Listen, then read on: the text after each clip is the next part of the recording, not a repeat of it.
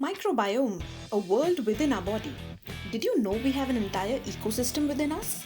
There's a diverse population of microbiota inside us, the most prominent of that being in our gut system, as there are as many as 100 trillion microorganisms in there.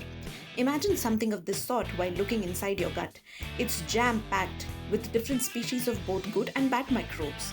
On your left, you can see the good ones, consisting of bacteria and fungi that help us in digestion and some viruses that help kill any harmful organisms.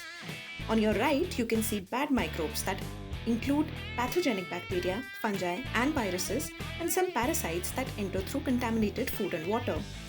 The good microbiota helps us in maintaining a healthy gut lining, helps in digestion and immunity, and also are capable of influencing our mood. But it can also go sideways. The good microbiota can either be overpowered by the bad ones, or if there's a wound in our gut lining that allows these microorganisms to enter our bloodstream and cause infection. However, there are ways to keep the microbiota healthy.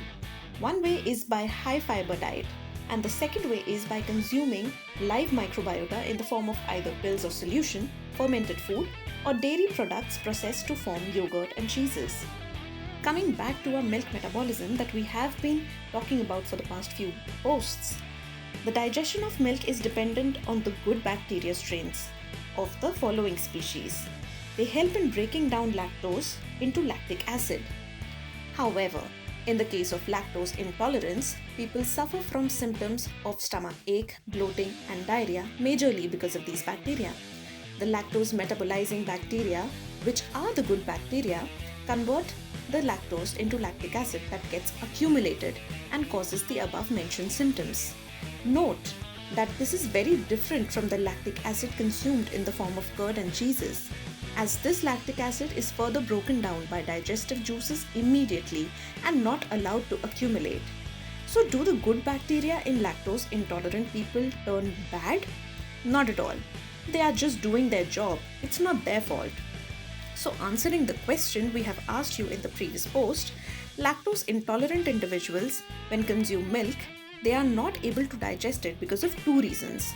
One, their genes, and second, the normal microbiota that just does its job but causes uneasiness. All in all, a healthy microbiota is important. It can be maintained by having fibrous and probiotic diet, but it can be overturned by either pathogens or a wound in the gut. Milk metabolism is complex, which involves not only our genes but also these good bacteria. But in lactose intolerant people, it just can cause uneasiness.